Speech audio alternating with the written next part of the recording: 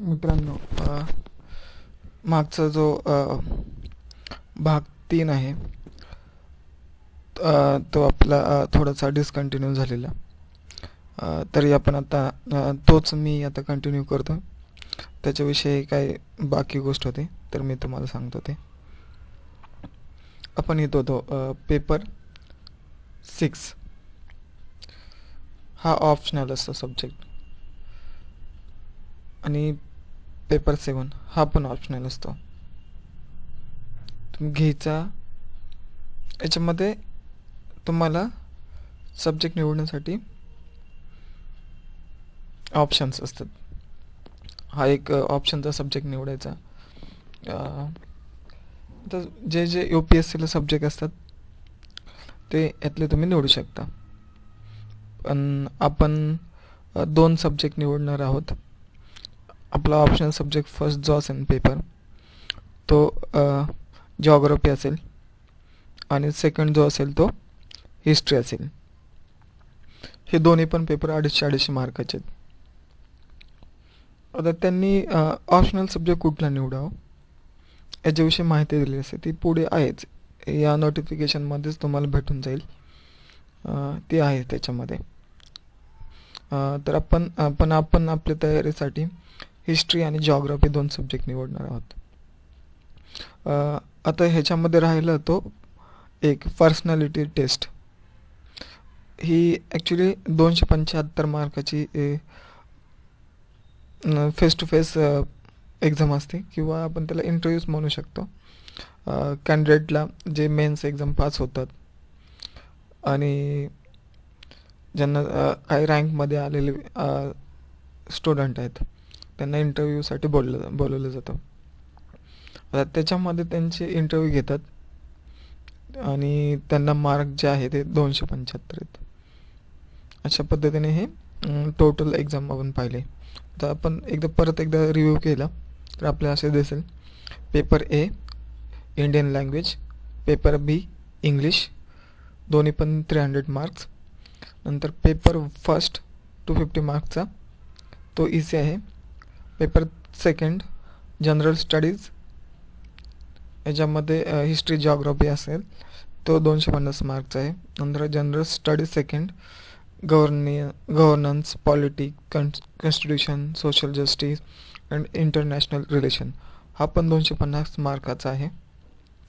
नंतर पेपर 4 जो आहे general studies, technology, economic development, biodiversity, environmental security and disaster management, हा जो आहे हा 4th पेपर. नंतर 5 पेपर आहे जनरल ॲनालिटिक्स, जनरल स्टडी 5 नंबरचा पेपर जो आहे जनरल स्टडी 4 नावाने येते, ethics, integrity and aptitude. Maximum maths आणि रिझनिंगवर हा सब्जेक्ट डेव्हलप आहे. नंतर पेपर 6 जो आहे ऑप्शनल आहे, तो आपण जिओग्राफी किंवा हिस्ट्रीपैकी हे करणार आहेत. आपण पेपर फर्स्ट समजा हिस्ट्री घेऊ, आणि पेपर जो आहे 7th तो ऑप्शनल दुसरा सब्जेक्ट आहे, तो जो आहे तो आपण जिओग्राफी घेऊ. असे आपले पेपर असणार आहेत, आणि पर्सनॅलिटी टेस्ट धरून हे 2025 मार्काचे पेपर असणार आहेत. आता आपण पुढे जर गेलो, हेच पाहू आपण नोटिफिकेशन. ही लँग्वेज बघा, याच्यामध्ये ह्या सगळ्या लँग्वेजपैकी एक आपल्याला निवडायचं आहे. आपण मराठी निवडणार आहोत. नंतर पुढे जो आहे ऑप्शनल सब्जेक्ट आहे फॉर मेन. आता हे सगळ्या लिस्ट दिलेले आहे: agriculture, animal husbandry, anthropology, botany, chemistry, civil, economics, electrical, geography, geology, history. यातले आपण हिस्ट्री आणि जिओग्राफी हा आणि हिस्ट्री हा, हे 2 सब्जेक्ट आपण ऑप्शनलसाठी घेणार आहोत. हे सगळे आता कसं होतं की वेगवेगळ्या ब्रँचची मुलं असतात. Arts, commerce, science, engineering, doctorate, हे असे जे स्टुडंट असतात त्यांच्यासाठी हे सर्व दिलेले पेपर असतात. आता पुढे पाहिलं नोट काय म्हणतात ते: the question paper for examination will be conventional, इसे टाईप रिटर्नच असतात ते. आता मागचं त्याने दिले रिटर्न टाईपची एक्झाम आहे, ते रिटर्नमध्ये असतात. मग हे ते काय म्हणतात, इचे टाईप निबंध प्रकारचे असतात. काय ते क्वेश्चन विचारतात, त्याचे आपल्याला उत्तर लिहायचे असतात. नंतर each paper will be of 3 hours duration. 3 तासाचे पेपर असतात प्रत्येकी. हे 7 पेपर आहेत, 3 तासाचे, प्रत्येकी 3 तासाचे असतात. इथं काय म्हणतात ते, candidate will have the options to answer all the question papers expect the qualifying language paper. Paper A, paper B in any one of the language included in the 8th schedule of the constitution. राज्यघटनेमध्ये जे language दिले त्यातल्या ज्या language आहेत त्यातले कुठल्या लँग्वेजमध्ये तुम्ही paper देऊ शकता. आपण इंग्लिश मराठी दोन्ही काय तयारी चालू आहे आपली, ते मग काही प्रॉब्लेम नाही आहे. आपण जे स्टडी करणार ते मराठी आणि इंग्लिश असं असणार आहे. पण जे लँग्वेजचे सब्जेक्ट आहेत मराठी आणि इंग्लिश हे तुम्हाला त्याच भाषेमध्ये द्यावं लागणार आहेत. त्याच्यात तिथं काय ऑप्शन नाही आहे. पुढे पाहूत आपण.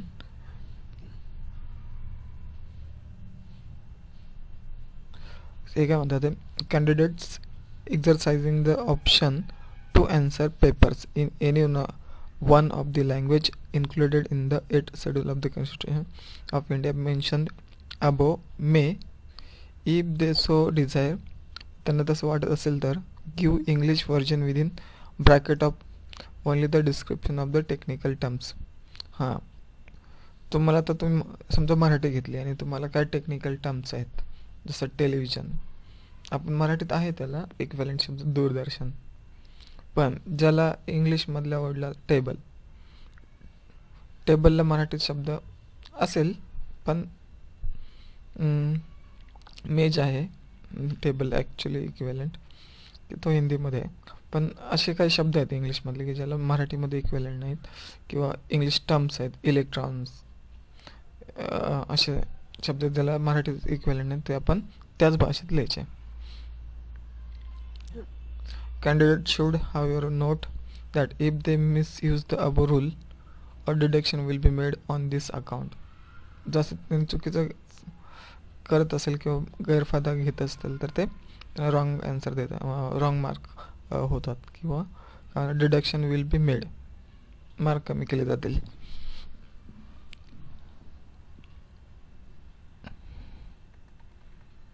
नंतर candidate should note that if the irrelevant matter, signage, marks, etc. are found written in the answer script paper, which would not be related to any question answer or would be having the potential to disclose the candidate's identity, the commission will impose a penalty of deduction of mark from the total marks otherwise accruing to the candidate, or will not evaluate the said scripts on this account. त्या पेपरवर तुम्ही काय लिहिलं किंवा तुमची तुम्ही identify होताल की हा, समजा तुम्ही ॲड्रेस लिहिलं, तुमचं नाव लिहिलं, तुम्ही मोबाईल नंबर लिहिला, असं जर त्यांना फाउंड झालं तर ते तुम्हाला डिडक्शन मार्क केले जातील तुमच्या टोटल मार्क्समधून. हा जो आहे 6 number, question papers other than literature और language papers will be set in Hindi and English only. हां, लँग्वेज पेपर सोडून इतर पेपर जे असतात ते हिंदी आणि इंग्लिशमध्येच असणार, पण तुम्ही तुमच्या भाषेमध्ये जी भाषा उत्तरासाठी निवडली आहे त्याचे लिहू शकता. आता 7 काय म्हणतो, the details of the syllabus are set out in part B of section 3. ह्याचा सिलेबस त्यांनी खाली सेक्शन 3 मध्ये दिलेला आहे. इंट्रक्शन, जनरल इंट्रक्शन्स प्रिलिमसाठी काय आहे बघा, as well as main examination. पाहूनच घेऊया आपण आता. Candidate first, candidate must write the paper in their own hand, स्वतःच लिहायचा paper. No circumstances will be they allowed the help of a scribe to write the answers from them. The person with benchmark disability in the categories of blindness, locomotor disability and cerebral palsy will be provided the facility of scribe. जे disable person आहे त्यांना तुम्ही ते facility आहे एक रायटरसाठी. if desired by the person. In case of other category of person with benchmark disability as defined under section of the RPWD Act 2016, the facility of scribe will be allowed to such candidate on production of a certificate to the effect that person concerned has physical limitation to write and scribe essential right exemption on behalf from the Chief Minister Office, civil surgeon, medical superintendent, government health care insurance. Appendix. Candidate have discretion of opting for his her own scribe or request for commission for the same. ठीक आहे, आपल्याला काही लिहायचं नाही आहे, पण ज्यांना आहे ते, ज्यांना गरज आहे ते हे करू शकतात. ह्याच्यात त्यांनी लिमिटेशन दिलेत किंवा हे त्याला लागू पडतात. या एवढ्या कंडिशन्स आहेत ज्या फॉलो होत किंवा ह्या कंडिशन जर त्याला आपल्या होत असतील तर तुम्ही ते तसे घेऊ शकता रायटर्स.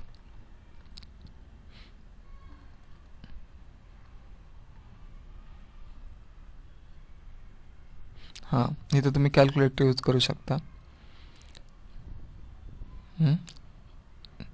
इंटरव्ह्यू टेस्ट बघूयात आपण. एक इम्पॉर्टंट स्टेप आहे याच्यामधली. The candidate will be interview by board will have before them a record of his career. He will be asked questions on matters of general interest. General interest वर actually काय होतं, काय लोकांचा panel किंवा board असतं असं म्हणतात, ते म्हणतात त्याप्रमाणे की त्या एक 5-6 लोकांचा बोर्ड असतो. आपल्याला आत बोलवलं जातं. तिथं असे सुरुवातीला आपल्याविषयी माहिती, नंतर तुम्हाला तुमचं जनरल काय नॉलेज आहे असं विचारतात. छोटे छोटे प्रश्न असतात जनरल. तुमचं टेक्निकल किंवा एक्झामिनेशन किंवा नॉलेज काय पेपरमध्ये आहे याच्याविषयी काय बोललं जात नाही. पण इथं इम्पॉर्टंट जे आपलं ऑब्झर्वेशन केलं जातं, आपण बसतो कसा, आपण बोलतो कसा, आपली उत्तर द्यायची पद्धत काय आहे, असे आमचं छोटे छोटे ऑब्झर्वेशन केले जातात. त्याच्यासोबतच आपलं बॅकग्राऊंड त्यांना कळतं आणि आपण जे आपण कसे आहोत ॲक्च्युली त्यांना पाहायचं असतं की आपण कसे आहेत, लायकीचे आहेत का नाही. तर हे इंटरव्ह्यूमध्ये घेतले जातात. तर पुढे वाचत आपण. In board term this is really an assessment of not only his intellectual quality but also social traits and his interest in current affairs.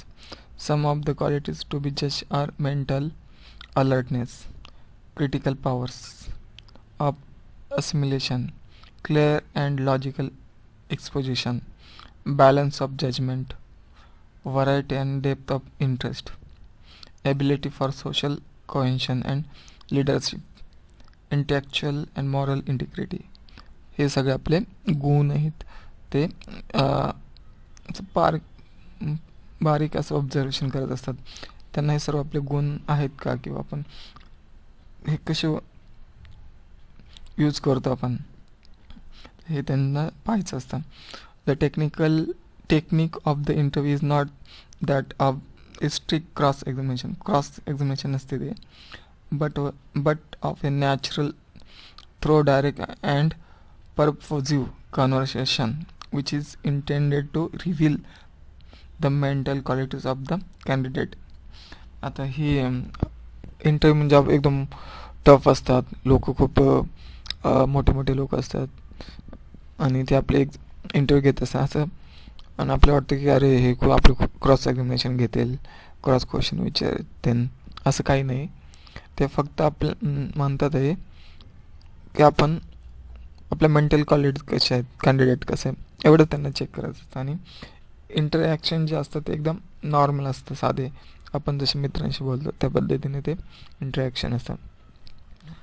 The interview test is not intended to be test either of the specialised और general knowledge of the candidate which has been already tested through their written papers. Written पेपरमध्ये घेतलेले त्यामध्ये candidates are expected to have taken an intelligent interest not only in their special subject of academic study, but also in the events which are happening around them, both within and outside their own state or country, as well as in modern currents of thought and new discoveries which should rouse the curiosity of well-educated youth.